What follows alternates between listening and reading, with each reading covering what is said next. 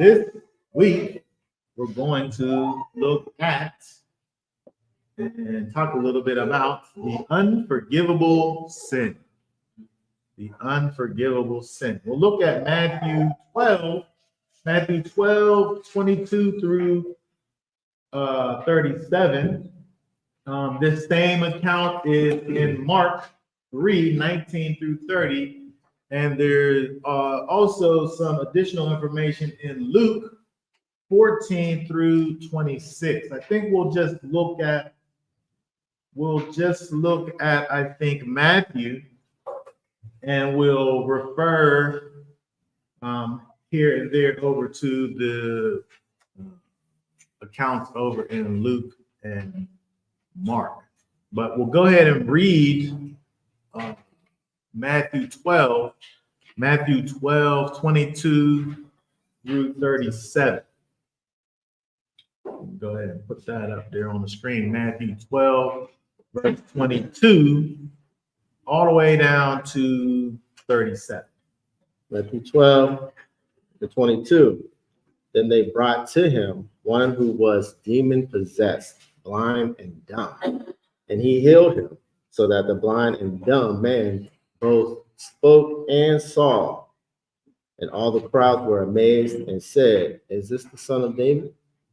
But when the Pharisees heard it, they said, "This one does not cast out demons except by Beelzebub, the ruler of the demons." And Yeshua knew their thoughts and said to them, "Every reign divided against itself is laid waste, and every city or house divided against itself shall not stand. And if Satan casts out Satan, he is divided against himself.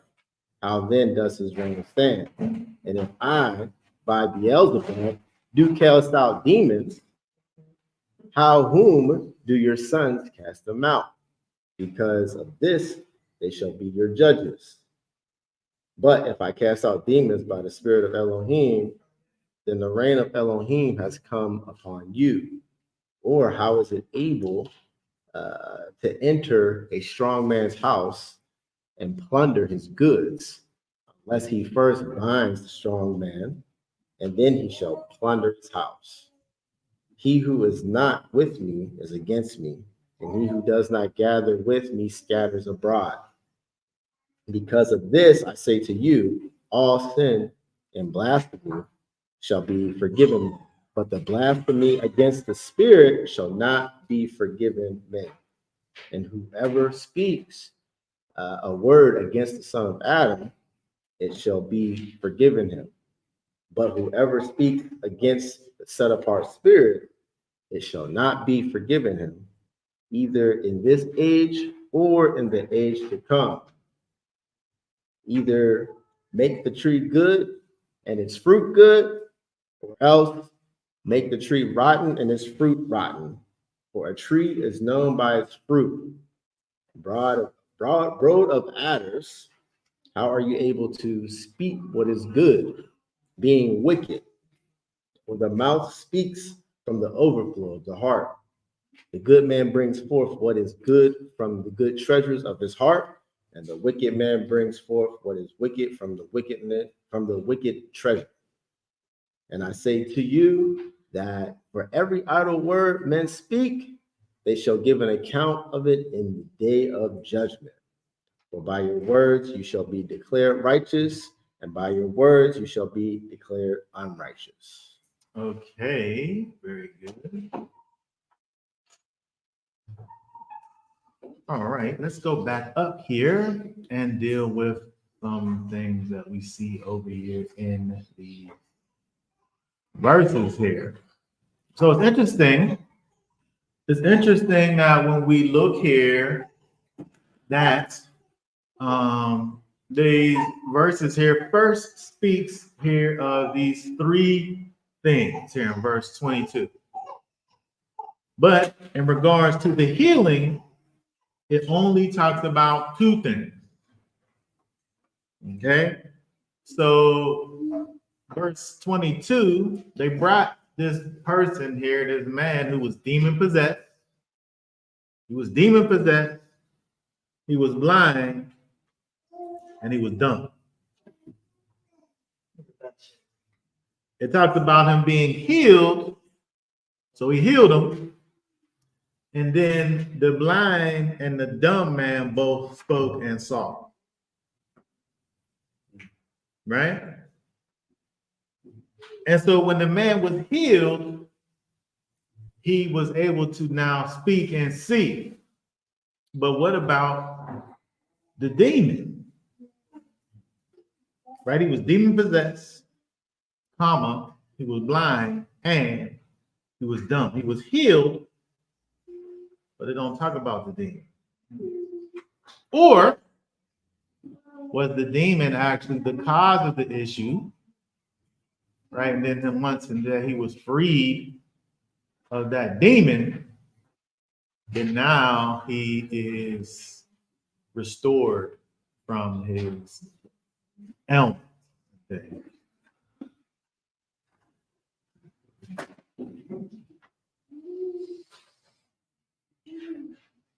All right, so let's talk about this a little bit. Let's think about this here. Let's look at, so interesting. We're gonna take a little turn.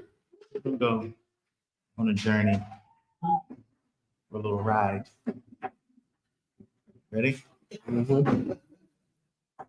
So the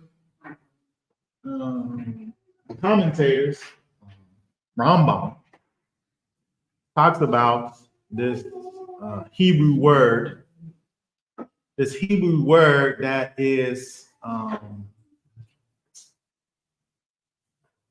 the word is harash,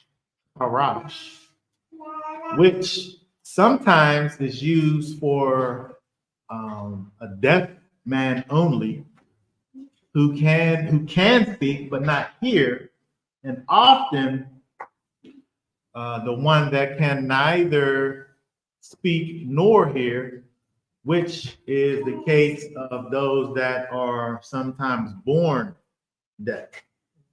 But it seems as if the man that is in this particular thing here could hear, though he could not speak, since no mention is made of his desire to hear or of Messiah restoring his hearing to him. For what it says is that he healed him, insomuch that the blind and dumb both now speak and saw. But when we think about this word here, this Hebrew word, parash, it's interesting when we look at certain texts in the Hebrew where, and even we witnessed this actually just when we looked at the Torah portion, we looked at the word liver, where it has a meaning, the word has a meaning, and even a meaning in its context. There's a meaning, but it hints towards other related aspects of the actual word. And so this word here, harash, this Hebrew word,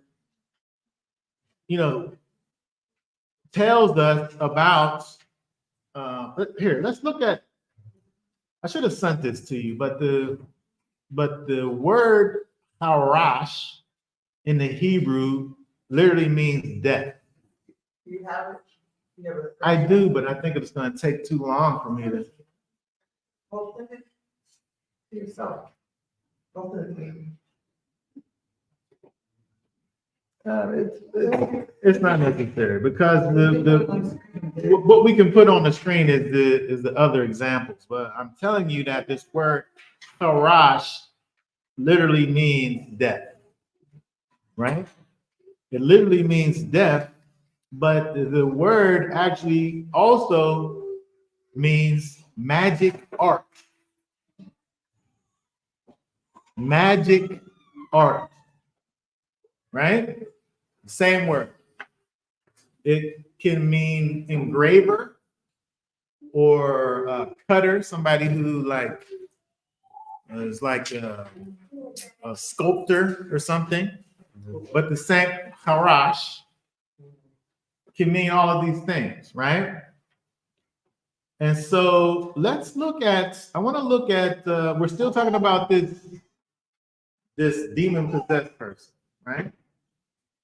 Let's look at Isaiah. Pull up Isaiah 3 and read Isaiah 3, 1 through 3. Because this is another example of these words that have a meaning, a literal meaning, but they hint towards these other meanings that can cause us to have an understanding of kind of a backdrop to things. Go to Isaiah 3 and read 1 through 3.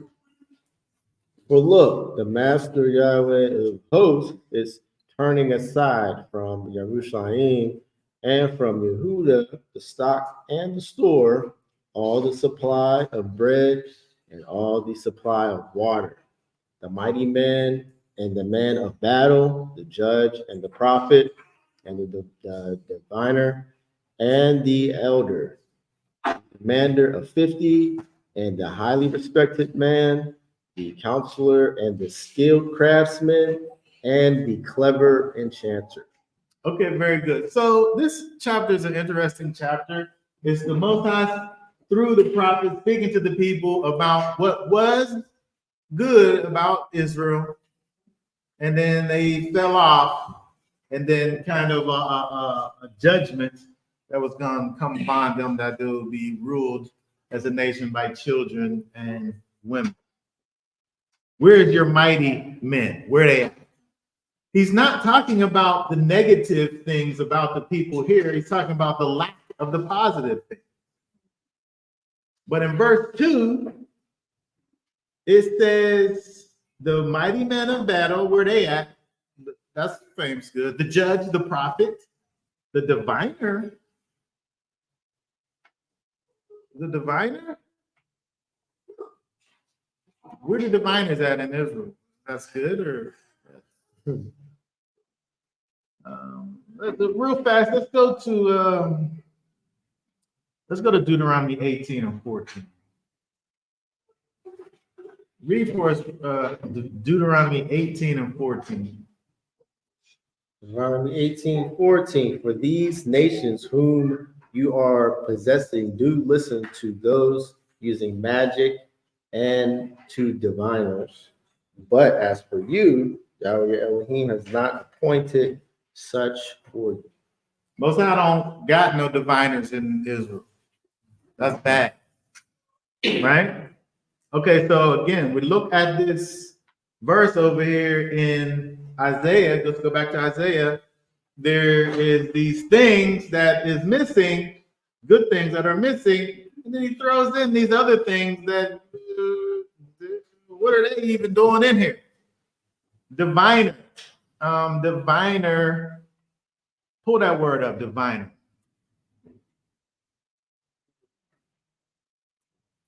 And the fruit is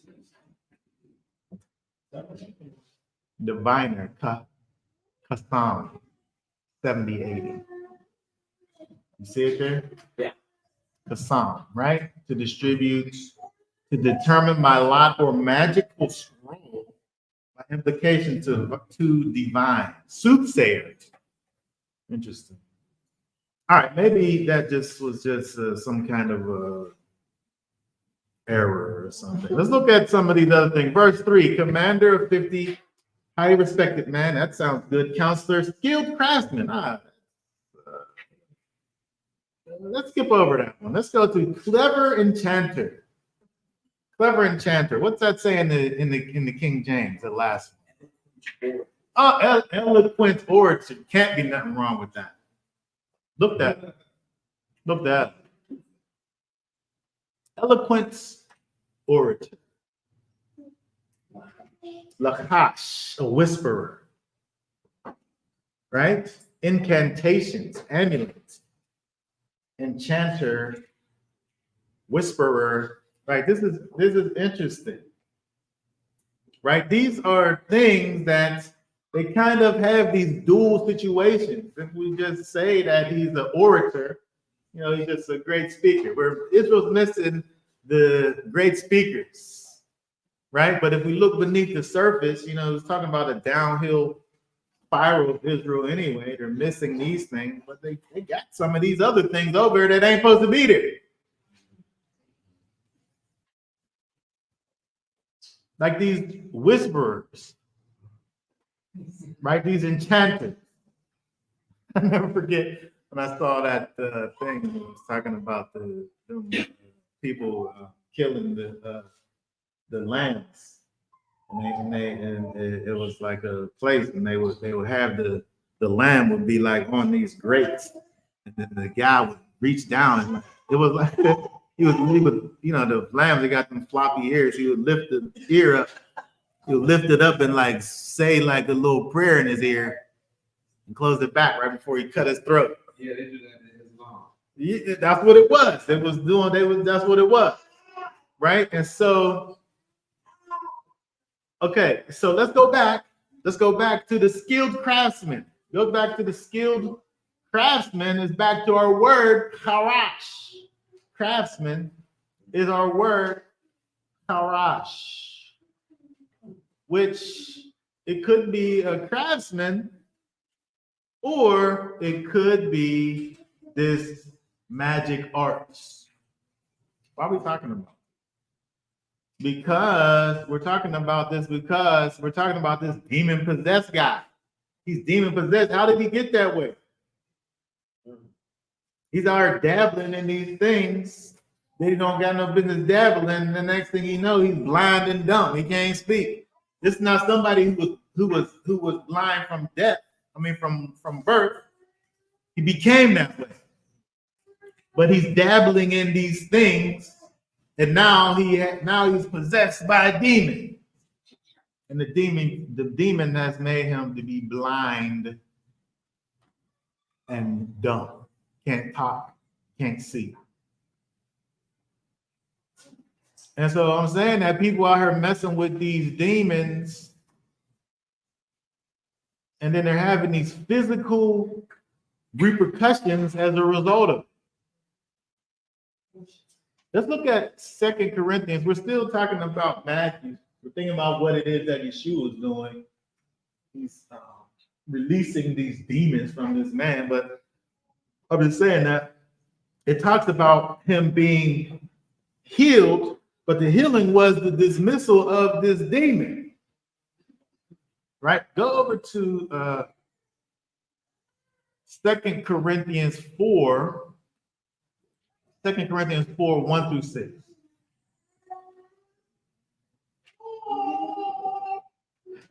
Second Corinthians chapter 4. Therefore, having this service, even as we receive compassion, we do not lose heart, but have renounced the secret ways of shame, not walking in craftiness, nor falsifying the word of Elohim, but by the manifestation of the truth, recommending ourselves to every human conscience in the sight of Elohim. Okay, hold on a second. So,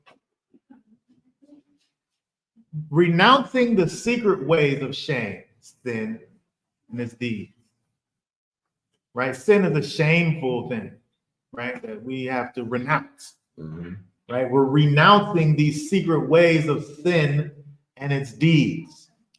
Right? Not working or walking in craftiness or falsifying the word of Elohim, but your words and your deeds and your conduct are actually exemplifying the Most High and righteousness, right? In the sight of Elohim and in the sight of men. Just like how we talked about the priest. The priest is a representation of the Most High to the people. And he's also a representative of the people to the Most High.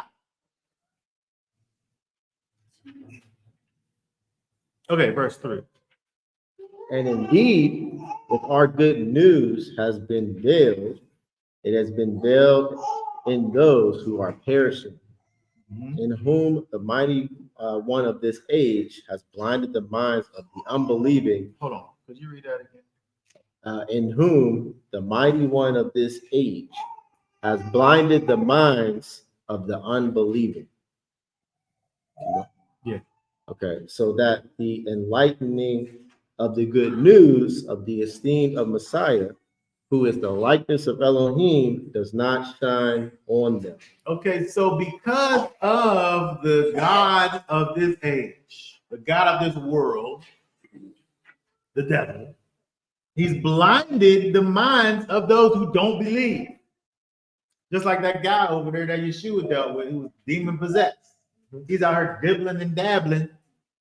He's dipping and dapping and don't know what's happening.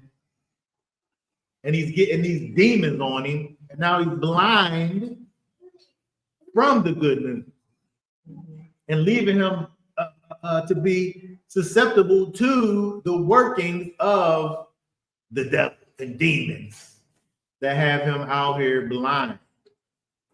Yep. And so just real quick, and so the brightness, the glory, the presence of Messiah is not able to shine on those that are blind, have been blinded. And so that guy needed for Messiah to come and release him from that demon so that he was able to again see, right? But he got that way because of his separation from the Almighty. And now he was set free. Go ahead. No, you pretty much hit it with that. No. Okay. Okay, so read 5 and 6 right there. It says, "For we do not proclaim ourselves, but Messiah Yeshua, the Master, and ourselves, your servants, for the sake of Yeshua. For Elohim, who said, 'Let light shine out the darkness,' is the one who has shown in our hearts for the enlightenment of the knowledge of the esteem of Elohim in the face of Yeshua Messiah." Okay, very good. So when we think about this idea over here, this demon possessed individual who, when that demon was removed by Yeshua, him now being able to see, it's talking about his literal ability to be able to see and talk. But we also have to think about the fact that he was blinded from the enlightenment, the shine of Yeshua himself. And so there was a physical blindness and a spiritual blindness that he was experiencing. Him receiving his spiritual sight actually gave him, in this case, physical sight. Because Ephesians 6:12 and 13 says what?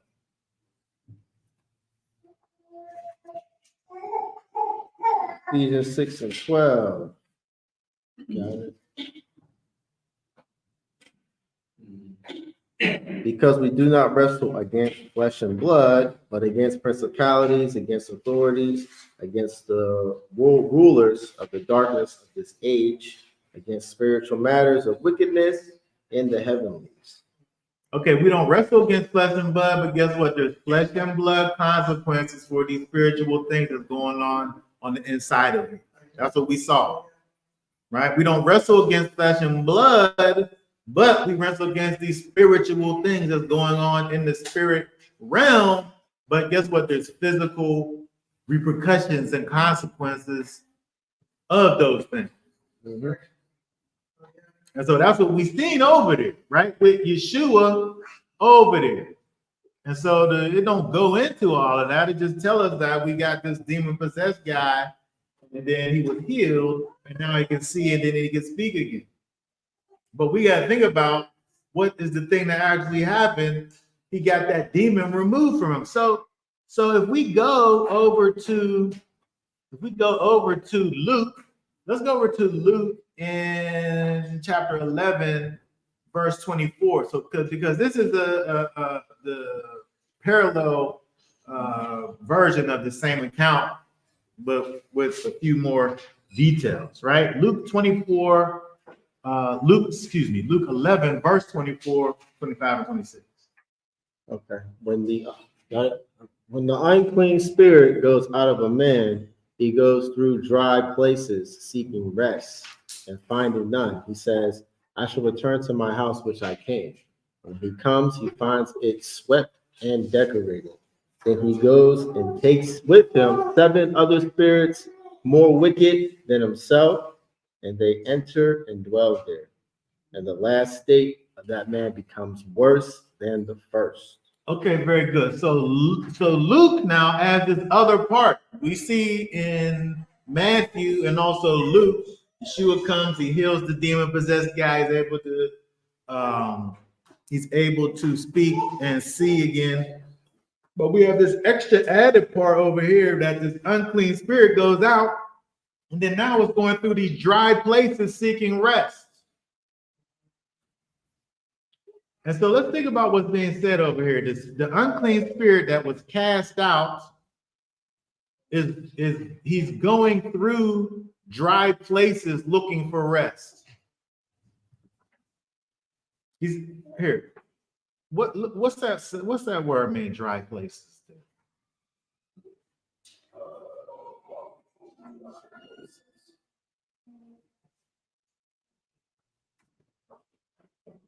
We got the dry place. Dry. What I'm looking for is G504. Waterless, right? Without water. So these are the places where water isn't. And in those places, the demon is able to find rest in the dry places. Like if we're in the desert, we're looking for the water. But the demon, he's looking for the dry places in order to find rest, where the water isn't. Yeshua said to the lady at the well that I will make you a living river, a river of living water. Right? And so water is euphemistically connected to the spirit, right? The Ruach.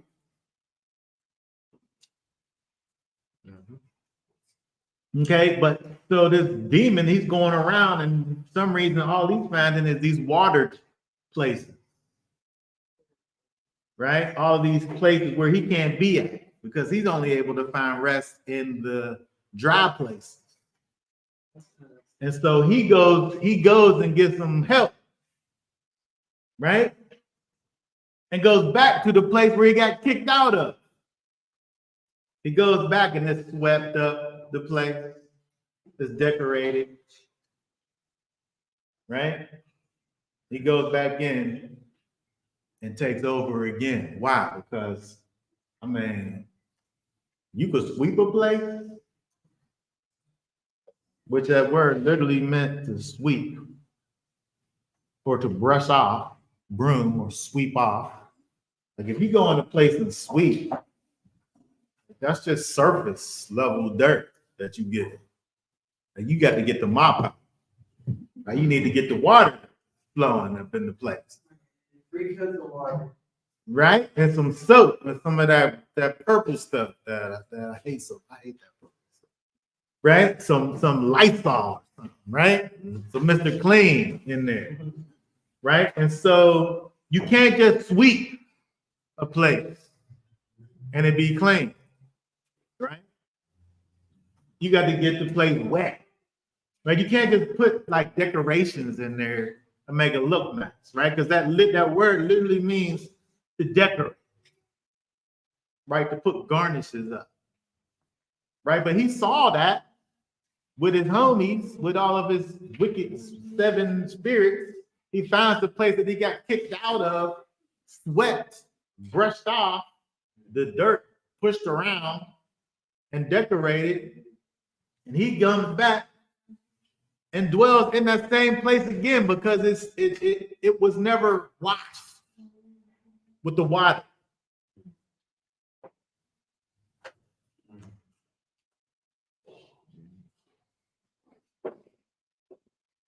It just did some little surfacey things. And so what we have to understand is that we'll see over here, if we go back to what we're looking at in the text, well, we're going to talk about just sweeping off, right? We'll talk about just sweeping off and not mopping. I want to keep on going down. I'm saying mopping. I'm talking about water. I'm talking about Yeshua being implemented into the situation. In this instance, we see that Yeshua is the cleanser of the situation. So he did more than just mop. I mean, he did more than just sweep, decorate, right? He did a total cleansing. But what we're saying is that that is the thing that's actually necessary, not just playing with these things, right? Because if Yeshua is not in the situation, that's what's happening. What the example that it gives over in Luke is that the demon might go away for a time, but if you wasn't never properly cleansed by the Master Yeshua, he's coming back. But let's go, because we'll come back to that idea. Let's drop down. Let's go back to Matthew 12 and 23.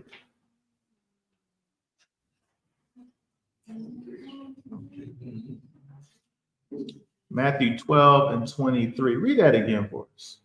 It says, and all the crowds were amazed and said, is this the son of David?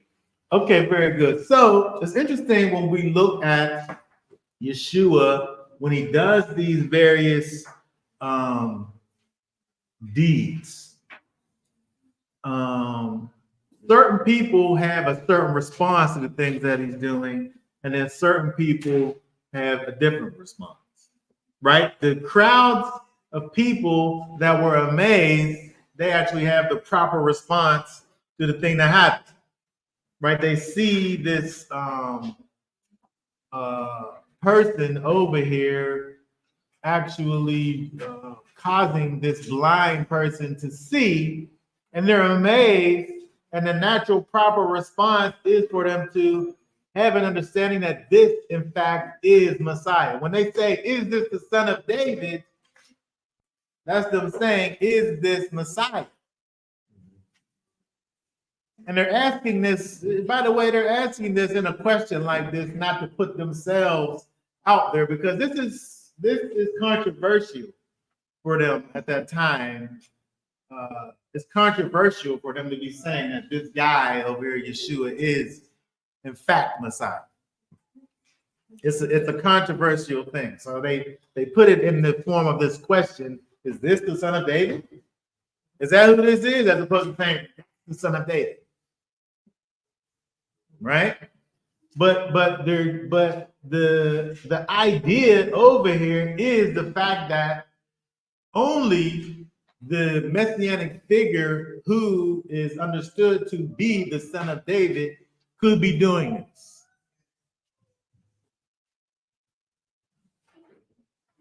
And then you got the Pharisees, within their pride who say, read verse 24.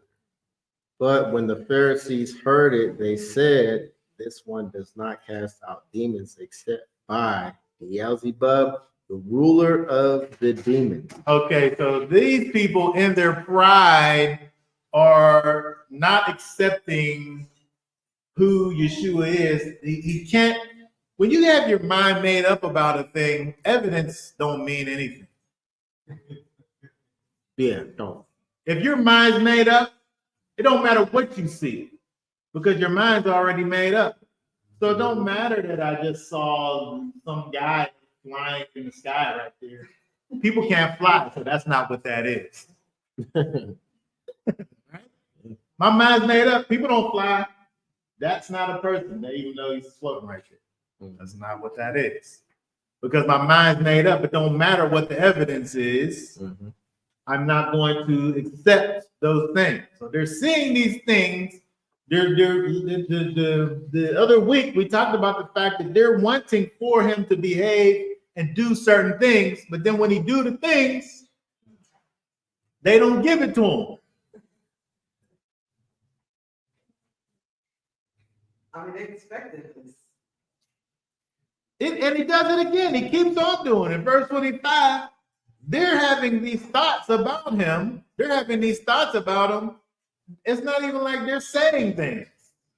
They're thinking it. And he's responding to the things that they're thinking. And they still want to say that this ain't the son of David. It's crazy. It's illogical, right? But when you look at the writings from the Midrashic writings, when you think about rabbinic thought, the rabbinic thought is really, they're the descendants of the Pharisees. The thought process that the Pharisees had, those same people, those ideas, that kind of framework of how they did things morphed into what is kind of the rabbinic thought. And so when you look at some of their writings of the contemporary times of Yeshua, it's interesting with the way that they talked about Yeshua is as if he was a sorcerer. Mhm. Yeah. In their writings, they say Yeshua did sorcery and seduced and misled Israel. On the day of preparation for the Passover, Yeshua was hanged, and a herald went out before him 40 days. And he, that person, is to be stoned because he has done sorcery and seduced and misled Israel as well. Talking about his disciples. But they're accusing him of doing this sorcery because he was literally going around and releasing demons from people.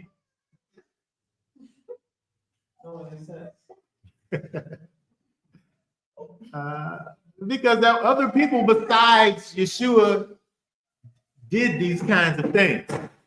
And so that's why we think about when Yeshua talks about the idea of the spirit going out, getting back up and coming back again, because these things can happen. Someone can be released from a demon outside of Yeshua and his workings, but that thing that's happening is not a permanent thing. That's just a copy, right? If we look at, go over to Acts 19 and 13. There was people out here doing things that wasn't with Yeshua and them, who was casting out demons. What's that say? Acts 19:13. But certain roving Yehudim exorcists took it upon themselves to call the name of the Master Yeshua over those who had wicked spirits, saying, "We exorcise you by Yeshua, whom Shaul proclaims." Okay, very good. These are people who were separate from Paul, who was exorcists. Right? So there was people out here doing those things, exorcising demons.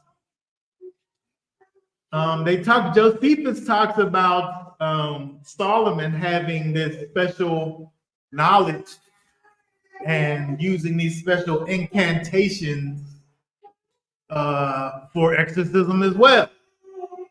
Josephus talks about that in the Antiquities of the Jews. People of the time talk against it because, of course, we looked in the scriptures already about this idea of divineness, right? And so if we know that Solomon gets with these other nations to please his various women, takes on some of their customs, and this is what leads them down the wrong path to begin with.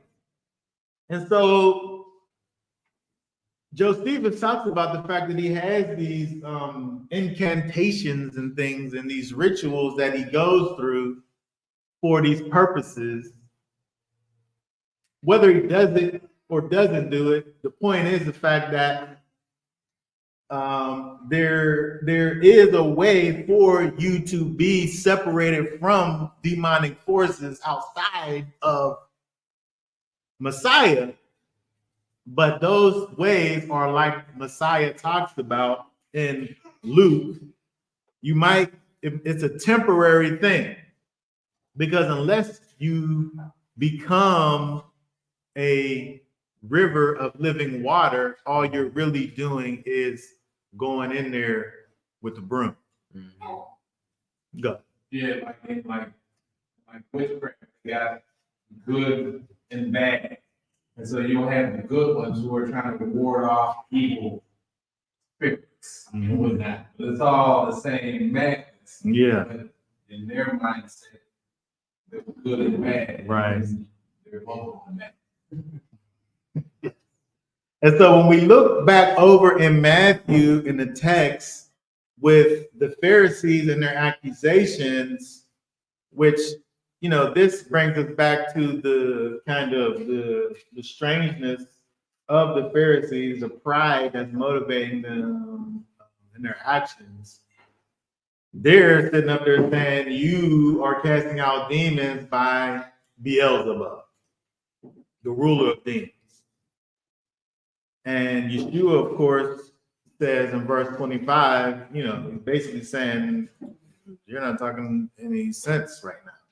Like, what sense do it make for the devil to cast out the devil? Right? The kingdom divided against itself is laid waste. Right? If Satan casts out Satan, he's divided against his own self. This whole thing don't even make any sense, what you're saying. So they're trying to discredit Yeshua. Yeshua's letting them know, this thing that you're talking about, it doesn't make any sense. Right? What sense does this make for the Satan to be casting out his own self?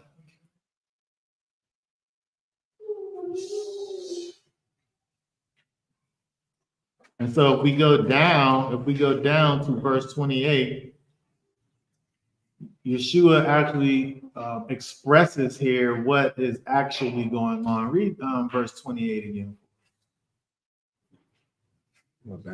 Matthew, yes, sorry. 12, chapter 12, 28. It says, but if I cast out demons by the spirit of Elohim, then the reign of Elohim has come upon you. He said this thing that is happening with the actual process of me casting out this demon by the spirit of Elohim, if I cast out demons by the spirit of Elohim, then the very kingdom of Elohim has come upon you. And this is a powerful statement because we're talking about the action of the presence of the Most High. If this thing that's happening is what it is that he is proposing that it is, that he's not a sorcerer, that he is in fact operating on behalf of the spirit of Elohim, if that's what's happening, then the kingdom of Elohim is manifesting itself right now. His presence, his power, his glory, his kavod is being manifest right now. His power is being shown when he's doing it.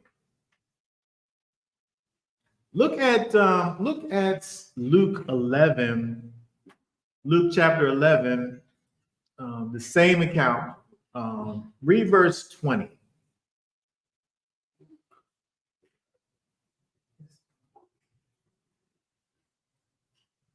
But if I cast out demons by the finger of Elohim, then the reign of Elohim has come upon you. He's saying it's the finger of Elohim that's working right there. Read Exodus 31 and 18.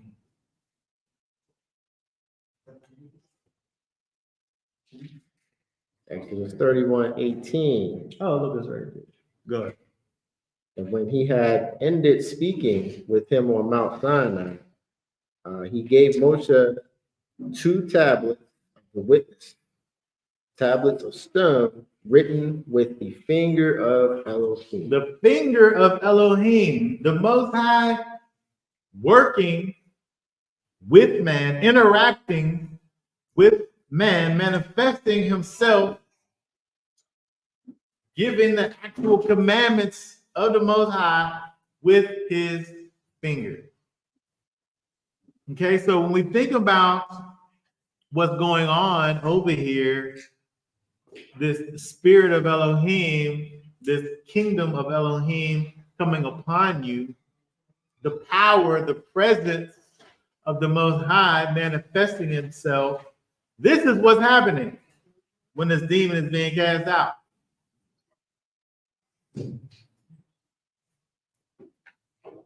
And then he talks about the strong man. Read again, 29. Exodus, what? Oh, sorry. Back in that. What? 11, 12. Or how is one able to enter a strong man's house and plunder his goods unless he first binds the strong man, and then he shall plunder his house? Okay, very good. So in this situation, the strong man is the devil. The strong man is the demon that's in you. The strong man is your state minus the Ruach HaKodesh inside of it. What got to happen is a stronger man, oh, it's not in that version. Go to Luke 11, 21 and 22.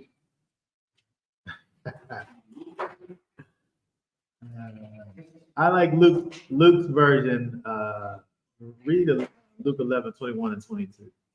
It says, when a strong man, having been well armed, watches over his own fort, his possessions are in peace. But when a stronger than he comes upon him and overcomes him, he takes from him all his armor in which he trusted and divides his. You can't be saying that in 2020. And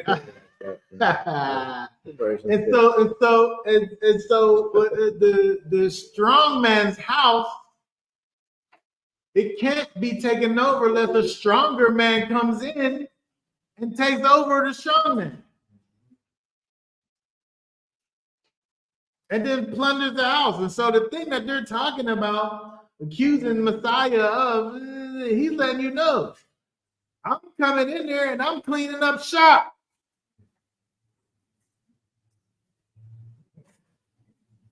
And we switching it up in here. When the stronger man comes in. Anything else don't make any sense. A strong man's not going to let somebody just come in and just do whatever in his house. And so this idea goes both ways. You know, once you've been taken over by the stronger man, ain't nobody coming in there just setting up shop. Unless they first deal with the stronger man. Mm-hmm. And so when we get down to the business over here, let's drop down because let's not skip over. Let's go to verse Matthew 12 and 30. Because this is added into the situation. He brings up the strong man. He brings up the fact that A stronger person got to come in and take complete control of the situation. Nobody just coming in and just taking over without first doing that. And that's what he does with the demon possessed person, is take control of this person. When you think about the fact that you're dealing with this guy in the first place who's blind and dumb, but now he's able to speak and see when he experiences Yeshua. Because of the fact that he's demon possessed, he's not able to give praises to the Most High because he's separated from the Most High. But now he's able to do that. Now he's able to see his master, Yeshua, and understand who he is and what it is that he's done for him now that he's been freed, right? But let's look down at verse 30. So we want to make sure that we mention this. Read verse 34. Matthew 12:30. He who is not with me is against me, and he who does not gather with me scatters abroad. Okay, there's no neutral position in this situation.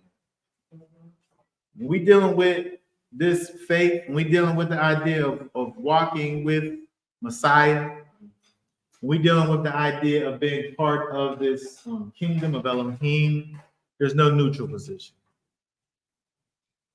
If you're in a neutral position, he said, you against me. If you're not with me, you against me. If you're not a gatherer, you're not just not doing nothing, you're actually a scatterer.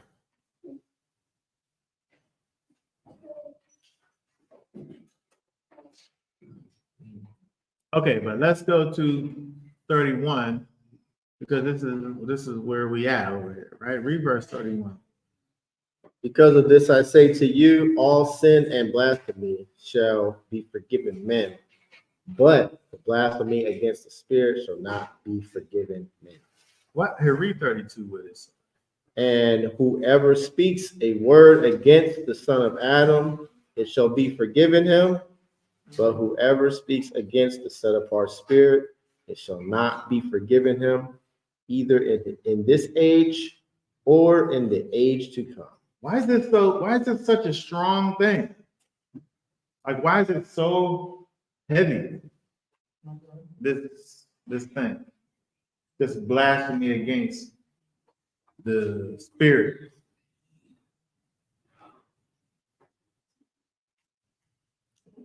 I think part of understanding the weight of it is understanding that the Spirit manifesting itself, you denying the very presence and power of the Most High.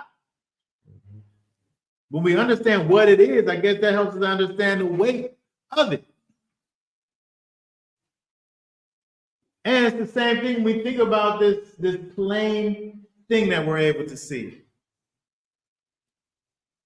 If I literally see and experience somebody who's dead getting up and being alive, that goes beyond mental assent. Me having to kind of believe, blind faith, believe a thing. Like there's no gray areas in that. If I think about, it's interesting. He said, whoever speaks against a word against the Son of Man. When you think about the Son of Man, Yeshua in his physical state, it's not clear cut. You got people who see him and understand who he is, but you got people who also see him and don't understand who he is. It's not like a straight line. There's things that can block one's understanding. And so you can say a thing out of ignorance. You can say a thing and not have the full knowledge and understanding and wisdom happening, and that thing be forgiven. Because maybe I saw him do it, but it's like I can't really be sure about everything. But if you speak against this thing that you clearly have full knowledge of, where I can't help but see the fact that this man just did this powerful thing that only the Most High could have done, you can't come back from it. Will, Look at Hebrews 10 and 26. Hebrews 10 and 26.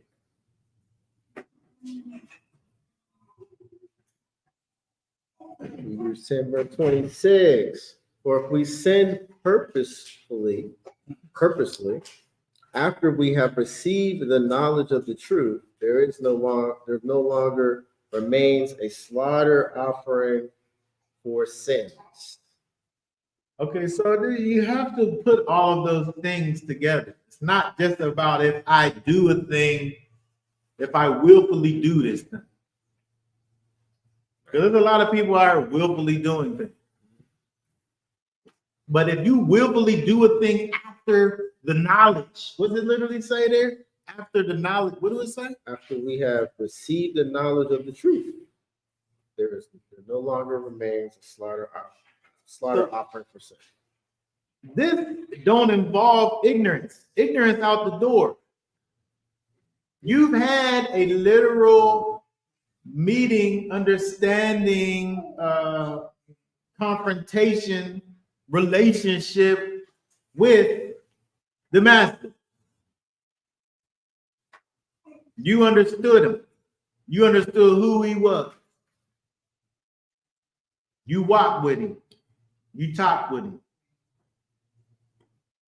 And then you got to a point you said, man, I'm done with this.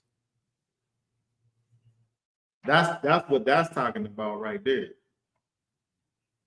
Ain't no coming back from it because this ain't ignorance no more. It's willful.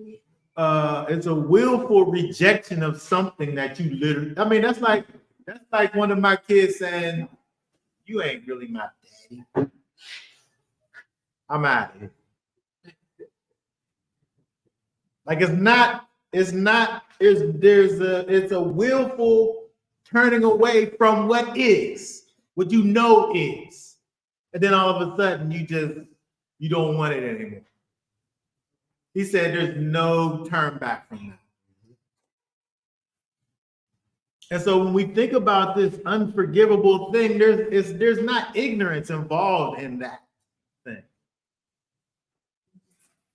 It's not just you saying this thing and you didn't really have full knowledge of the situation. It's you denying in full knowledge, denying the power that was actually manifest to you.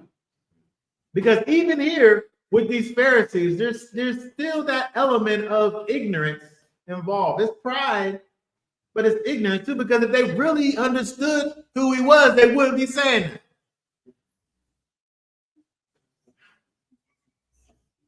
And so when we think about what this is, this unforgivable sin, to me, I always couple it with what we see in Hebrews, because in Hebrews it's giving you the situation where you know who Messiah is. You understood all of it.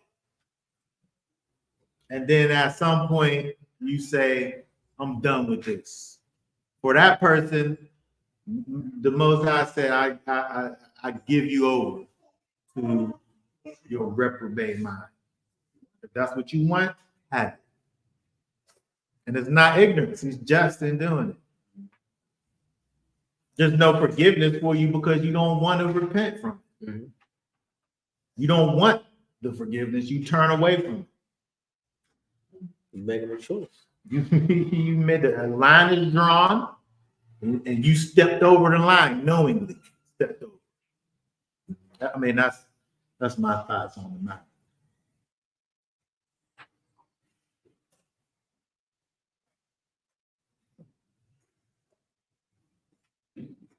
And when you think about what it is that the master says, below that, let's end up just read 33 through 36 again. Matthew 12. Yeah. Sorry. Matthew 12, 33, right? Yeah. Either make the tree good and its fruit good, or else make the tree rotten and its fruit rotten. I think that Messiah is still trying to help these people. I think Messiah is still, he's not saying to these people that you can't come back from this thing, to these words that y'all speaking. But he is trying to help them to understand that when you get to the place of really knowing, you can't be saying this stuff that you're saying right here.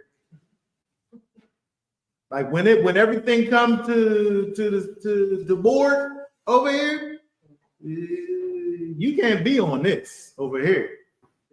Because a good tree, which you claim to be, got good fruit. And all you got is this rotten fruit. What 34? What does it say? It says, broad of adders. Y'all some poisonous vipers out here. Just spitting venom out your with these little addicts. Spitting venom. How are you able to speak what is good, being wicked? For the mouth speaks from the overflow of the heart. He's letting these people know that they're actually wicked. You speaking good, but you're wicked. If you was good, you wouldn't be able to talk like this. From the abundance of the heart does one speak. You said what you meant to say. That's why you said it. You just don't be out here just saying stuff and just, I didn't mean that. Yeah, that's what you meant. That's why it came out your mouth. And if you didn't mean it, maybe you just didn't mean for me to hear it. But it came out because that's what's in there. So he's letting the people know that they're actually wicked. You actually don't have the relationship that you say that you have. Really, you wicked. You out here talking about goodness and righteousness, but in all actuality, you actually wicked. That's why I'm saying that these people, they're not guilty of this unforgivable thing. I don't. Because they don't know. Because if they knew, they wouldn't be saying this. They saying what their heart is causing for them to say. They're wicked. They ain't been cleansed yet by the master. Here, read 35. 35. The good man brings forth what is good from the good treasures of his heart. And the wicked man brings forth what is wicked from the wicked treasure. He's telling them that you're not good. You bringing forth what's in your heart. You're wicked. That's what he said. You bringing forth some wicked treasure. Because that's what's in your heart. But he also hit them with this 36. It's something that we need to think about. And I say to you that for every idle word men speak, they shall give an account of it in the day of judgment. I mean, they got to know. We got to know. Every idle word, every inactive, unemployed, unemployment line, useless word, barren, slow word that you speak. You're going to have to give an account for those words that you speak. And so when we think about the unforgivable sin,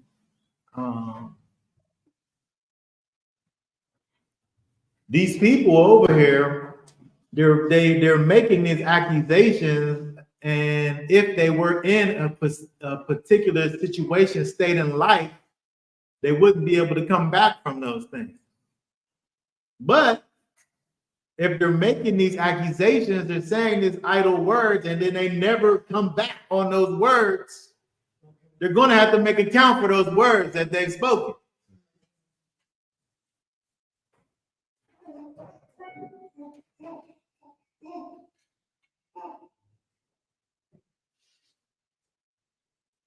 And so we have to really think about the what's going on here, kind of putting all of these things together. When you think about how this thing even begins with this man who is possessed with this demon, because this is where it all starts, right?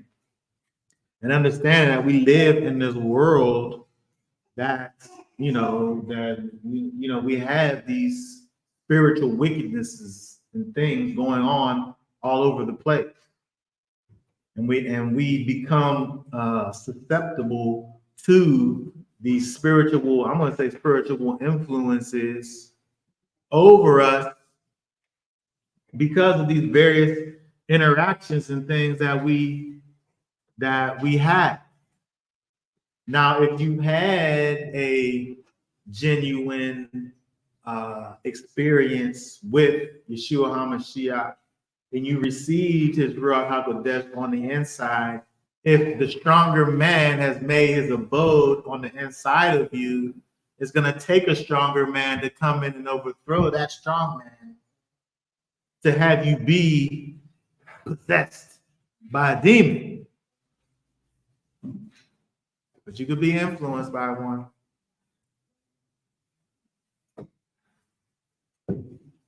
It can have influence over your situation. That could be the thing that you be listening to instead of who you should be listening to. And these are things that we have to think about because, these things are important. When Yeshua goes off of the scene, and we come all the way up until now, these things didn't just disappear. These things that he healed blind people, he made lame people walk, he brought people back from the dead, and he cast out demons. And he healed the leper. He healed lepers. He did all these things, but we got to think about these things that he did. And as far as I know, Satan and his demons ain't been locked up yet. He's still out here working. In fact, he's the God of this world. Mm-hmm. And so either he's out here working or he ain't working. On his job. I think he's out here working. And so that being said, we have to be sure that we have been properly cleansed, cleaned, not just sweeping up. Right? Because when we just sit up here and do things, that's just you just sweeping up and putting up decoration. Right? But when you're literally washed by Yeshua and cleansed, taken by that stronger man on the inside of you, now you're able to, as it said over in Ephesians, when you put on that full armor of Elohim, you're able to be protected from the wiles of the devil.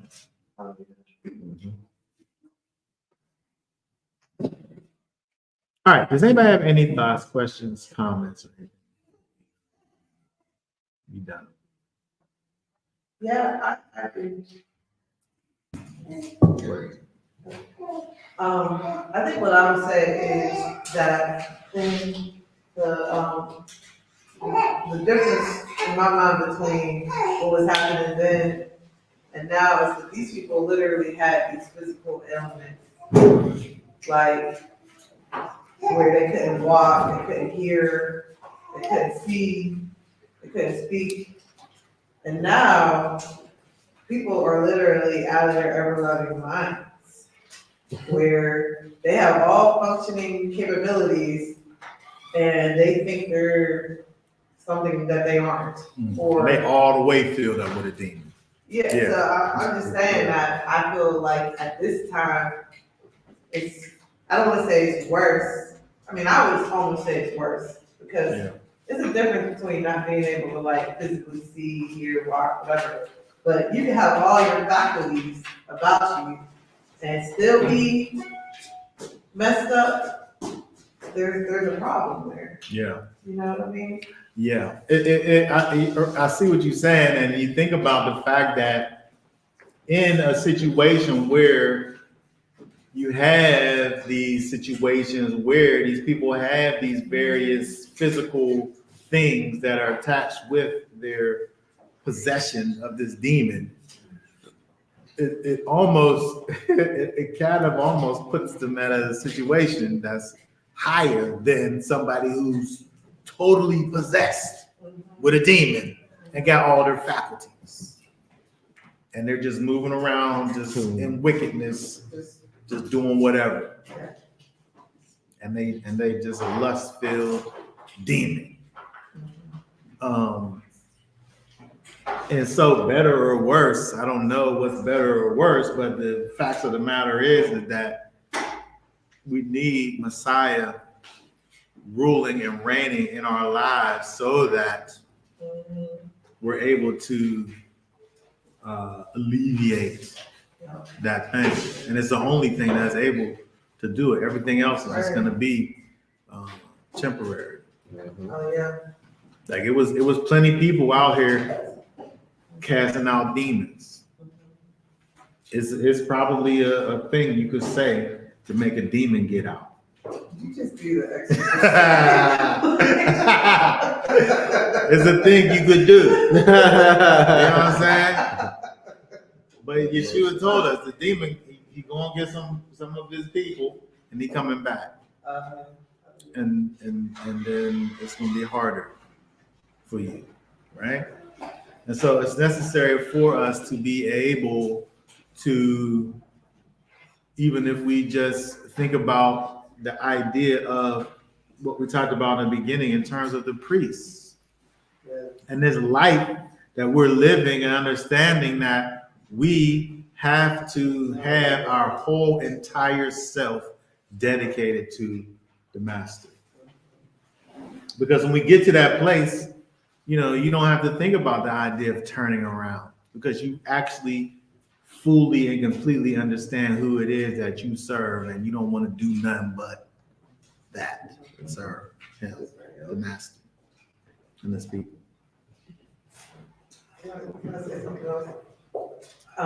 That in the years of ministry work, on several occasions, you have had to tell people about the tree. The good tree brings forth good fruit. The wicked tree brings forth wicked fruit. But when someone's wicked, they sometimes genuinely think that they are on the side of righteousness. And so it's hard, I think, when somebody's in that moment to realize, if they think just like the Pharisees, they think that they're on the side of righteousness. So it's hard in that moment for them to actually understand which side they really are on. And judging fruit, if you are on the side of wickedness, you can't properly judge. Right, and we have that example with Messiah, where you have these people, they're doing the things. They're doing the things like nobody can do them. In fact, in other places, Yeshua say, do what they do. When he talks to them, he say, you a brooding viper, and you wicked, and your heart's wicked. But when he talks to the people, he say, do what they do. They send the seed of Moses. And so when you're in that situation, you're doing the things, you do what you're supposed to be doing, you can't see them. I mean, unless you're really looking in the mirror, looking down at yourself, unless you doing some type of an introspective look at yourself, you can't really, somebody got to tell you, man, your flies down. Man, you got some stuff on your face right there. Man, you got some spinach on your teeth, man. You need for somebody else to be able to look at you and tell you that there's something wrong with you. And not be like, no, I'm good. Yeah. Your hair is a little out of place. It takes somebody else to look at you and tell you that you got problems. But pride is going to keep you from doing that. And that's what happened with the Pharisees. Their pride got to a place where nobody was able to tell them. And I mean, he warned them. Messiah, he warned them. You keep on this path, and you're going to have to pay for this stuff that you're saying. And nothing's changed all the way up until now. You know, you think that you're able to live however you want to live. I don't see no example of that in this book here. Like, he gives us a way that we're supposed to live our lives, and that way's never changed. He's empowered us by the Ruach HaKodesh to be able to do it. And it says in Romans, those who obey, who are led by the Spirit, those that are led by the Spirit are called the sons of Elohim. And so you could be out here talking about who your daddy is, and you know, I'm this and I'm that. But if the Spirit of the Most High ain't the thing that's leading you, it don't matter what your bloodline is. You got to be walking in the power of the Ruach HaKodesh. All right. So that being said, anybody have any last questions?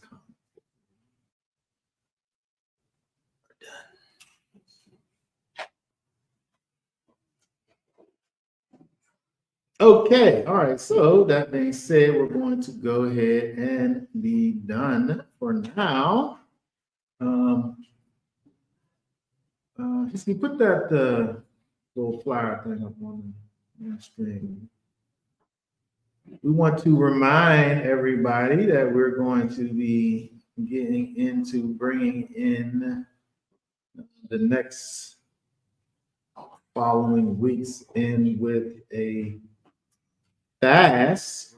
Be getting into this little 2-week cleansing process dealing with prayer and fasting. If anyone wants to participate, we have this flyer here with the email to deal with. It's actually not on there. We can get the email address for Yuan's on. Security. I don't know if you can put Put it in the chat. Yeah. Oh yeah, put it in the chat. That's right. Put it in the chat. I'll do it right now.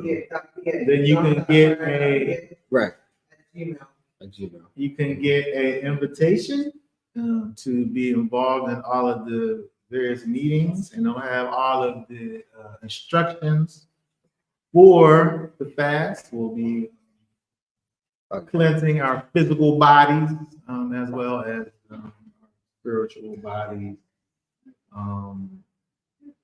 Hopefully, we won't be just sweeping and decorating, but we'll be doing a total cleanse that will not only move us into the next few months, but the rest of our lives. Is it John or Jonathan? Jon. Okay. You get it, right? That's it. Yep. So anybody who's interested, we'll be starting tomorrow at 6 p.m. Send me your email. It's going to be on Google Meet. I like it. I like it better. It just flow a little better. Yeah. But it's going to be daily, starting tomorrow, 6 p.m. each day. Tomorrow, the opening day and probably the closing day is probably going to be the longest. I'll be doing a presentation tomorrow. Basically, what he was talking about, but we're going to be going into the deep, getting in the deep clean. That's really the word, the deep cleaning of your body and the spirit. The first part, give everybody a heads up. The first week is going to be intermittent. The whole thing is intermittent fasting. That's if you've never fasted before, and I'll be going over it, the different health implications and all that. I'm also going to be sending out a form. So yeah, make sure you email me so I can send you out a form. It'll be information about yourself so I can see what demographic I'm dealing with. And if there's anything specific relative to your age or any health conditions, I can send you specific information, or I can tailor, because like I said, it's over 2 weeks. So if I'm dealing with people who's dealing with a certain condition, then I can have a section on that to help, to help you with your situation. We'll monitor everybody through the process. I'm also going to be creating, and this will be in a link for tomorrow too, a Discord, a Telegram. So everybody that joins will be able to communicate with each other. We'll have a chat for encouragement, because like starting tomorrow, I'll show you the different things that during this fast you'll want to cut out of your diet for the best results. Now, it'll be like intermittent fast. If anybody doesn't know, there's different types, but it starts, what we'll be doing is at about around 11 a.m. to sunset will be the time you can eat. And then when the sun go down, no food. You can do water. You know what I'm saying? You can drink water, but for the best results, this is what you'll want to do. Then the last week, the second week, I'm going to promote that everybody does their best to only eat raw, which is raw fruits and vegetables during that intermittent fasting period. Then the last 3 days, it's going to be a water fast. So that means no food, just water. Now, look, I don't know everybody's health condition, this is just the course that I'm taking everybody on to build you up. We're going to go over nutrients. So during this time, you'll be putting nutrients in your body. So by the time you work up to that water fast, you got nutrients in your body. So you ain't fearing your body shutting down or this or that. So, but we'll go through it. It's going to be very insightful. I'm going to be putting, what do you call it? I got three doctors that I listen to, who what I call defected from mainstream medical system. Yeah, they defected because anybody knows me, I'm anti-hospital, anti-doctor, because it's a racket. It's to keep you sick. The medical system's there to keep you sick and to make money off of you. And these doctors realize that. And one of their primary ways to heal people is fasting. And so we'll be going over what they got to say. And these are practicing doctors. So you don't got to just take my word for it. It'll give you more insight on the ingredients that's in your foods and things to watch out for, and detoxing the metals and all that stuff. Brain fog, which y'all be surprised that you talked about how these people function out here, Tirsa. And it's really when you look on the back of them ingredients, for some reason, that's the name of a demon. When you can't read them things on the back of the thing, on the ingredients, those are all demons. When you really boil it down. So we're going to get into all of that. Like on your cookies and all that. Your kid, it's crazy. It's baffling. So, like I said, the reason this is out, I'm doing this for anybody who's interested, because I was just going to do it with my family. Because I'm saying things in my household, I'm like, all right, we got to tighten up. Children is, getting a little rambunctious and all that. And I'm like, all right, I got to do something. And so I took for granted that I naturally fast. And my results, when I go to the hospital, I'm fine. It's every time I go, I'm surprised. They're like, man, you're one of the best people I've seen in months or years. And I'm like, all I do is, periodically I do fast, not just on the high holy days. And so you'll learn what fasting actually does to your body. There's a reason why Yeshua went out for 40 days and 40 nights and did that. And he got close, and then he started his ministry, because that's when he got close. That's how you get close to the Most High. That's when really, that's the deep cleaning. That's when the deep cleaning can happen. Because that thing that you take in, you deny your flesh, you control your appetite. That's one of the biggest things that people have today is like, you know, you can be out here in the world and think that you're fine. But if you can't control what you put in your mouth, you don't really control yourself. You don't have control over yourself. So you got cravings and parasites. It's going to get deep, but, you know, make sure everybody email me your information. And it's just your email so I can add you on the list. So each day when we go live, all you got to do is just click on the link. It should be the same link. I'm trying to set it up where it's real simple. It should be the same link each day. Click in, just hop right in, and we get right to it. All right. Sounds good. All right, then. So, with that being said, we'll say for now, Shabbat Shalom. Really, we'll be back on next week.